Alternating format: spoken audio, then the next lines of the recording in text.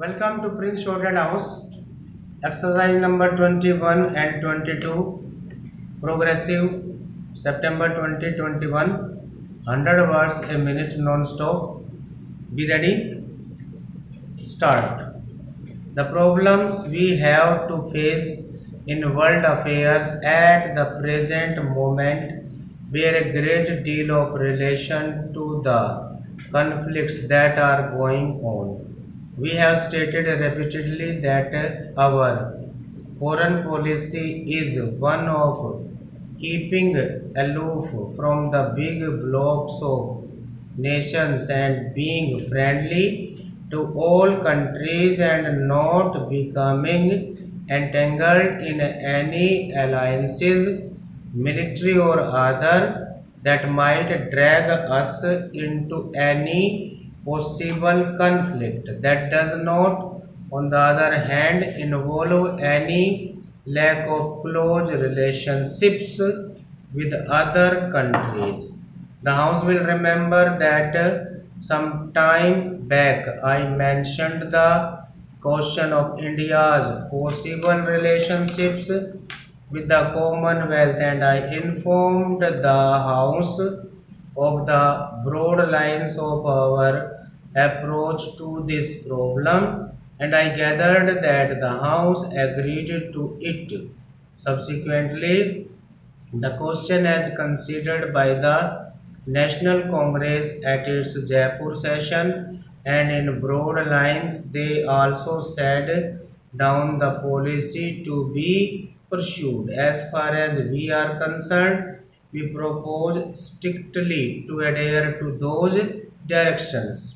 Of course, changing circumstances have to be understood and interpreted in different ways, but the broad lines of our policy have been laid down, and that India will naturally and inevitably, in the course of a few months, become an independent republic, and in our external, internal, or domestic policy, political policy, or in our economic policy, we do not propose to accept anything that involves in the slightest degree dependence on any other authority.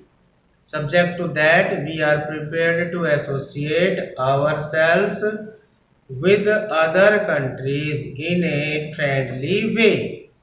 We are associated today in the United Nations with a great number of countries in the world. Anything else that we might do will naturally have to be something that does not go against our association with the United Nations. It is only in terms of independent nations cooperating together that we can consider the problem of our association with the Commonwealth. There may be, as some people have suggested, alliances with this or that nation. Alliances usually involve military and other commitments, and they are more binding. Other forms of association which do not bind in this manner, but which help in bringing together nations for the purpose of consolidation where necessary of cooperation are therefore far more desirable than any form of alliance which does bind and will help us to achieve our main target. Recently, there was a conference on Indonesia's held at India's instance in New Delhi, and many countries from Asia attended it beside Egypt, Ethiopia, Australia, and New Zealand. The conference forcibly brought several matters before the world's eye, and one of the resolutions passed at that conference was that we should explore methods of cooperation.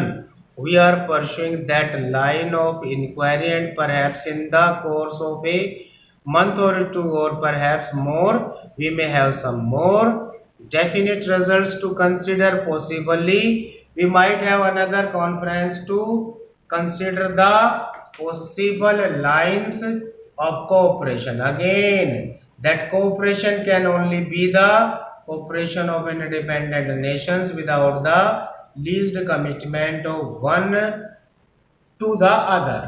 But it is a fact that there are so many matters in common between us that it is helpful for us to cooperate with one another.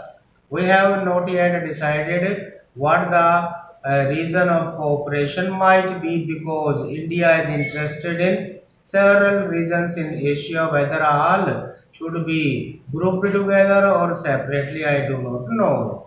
That is for us to consider together and to decide what is more feasible. But in any event, two facts have to be borne in mind. One is that whatever structure of cooperation we may build up with will be entirely with the scope of the Charter of the United Nations. Secondly, there will be no binding convent in it, and this will largely be an organization for the consultation and cooperation that naturally flow from common interest. So, our policy will continue to be not only to keep aloof from power alignments, but try to make friendly cooperation possible. Fortunately, we enter upon our independence as a country with no hostile background in regard to any country. We are friendly to all countries. Our hostility during the last 200 years was mainly directed towards the dominating power here, and because of India's independence, that hostility has largely vanished, though it may survive in few people's minds. So, we approach the whole world on a friendly basis, and there is no reason why we should put ourselves at a disadvantage, if I may say so, by becoming friendly to any group. I think that India has a vital role to play in world affairs. The various ideologies that confront the world today, the various isms which threaten conflict repeatedly, may have a great deal, I think, to commend themselves, but all of them have been derived, if I may say so, from the background of Europe. Well, the background of Europe and Asia is not something apart from the background of the world. Next, exercise number 22. Your reassemble at a time of difficulty and trial. The people face many hardships as a result of high prices, scarcity of essential commodities, the interruptions in production and supply caused by strikes, funds, and unrest, which in some parts of the country have taken a violent turn. The international oil crisis has cast an uneasy shadow on the economy. These unforeseen events have undoubtedly slowed down the pace of our social and economic development. In this situation, the people's mood is one of understandable anxiety. I have deep sympathy with the people, particularly the poor sections who have had to suffer. Seldom has a country faced such gigantic problems in quick succession year after year as we have them in the 3 years. It has been a continued testing of the nation's metal. The nation has survived these difficulties and has not allowed them to come in the way of its basic endeavors towards development. This is no means achievement and should not be ignored, even though positive aspects are apt to be overlooked in difficult times. There have been a number of welcome developments. One of these is the manner in which the people of Andhra Pradesh have solved the problem of intra-regional tensions which only a year ago appeared insolvable. I congratulate all sections of the people of that state on the wisdom and spirit of accommodation which they displayed. The 6 point formula which has been evolved should lead to fuller integration and to accelerated development of the backward areas of the state. Two other hopeful trends are in the economic sphere, the rise in export earnings and the improvement in the performance of public undertakings.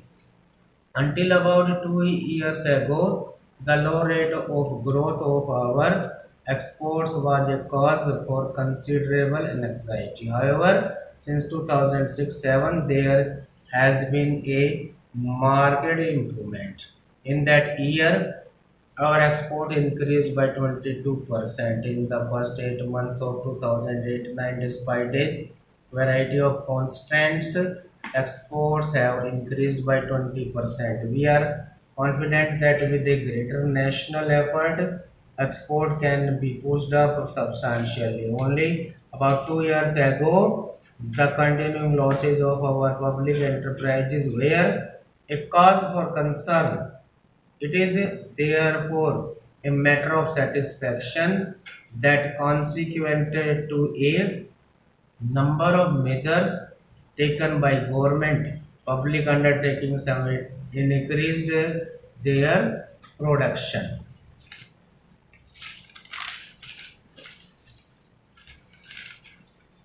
The and the scarcity of food articles, particularly in deficit states, is of prime concern to the people and the government. The expectation that the good Kharif harvest of 2017 would help to establish prices has no materialized.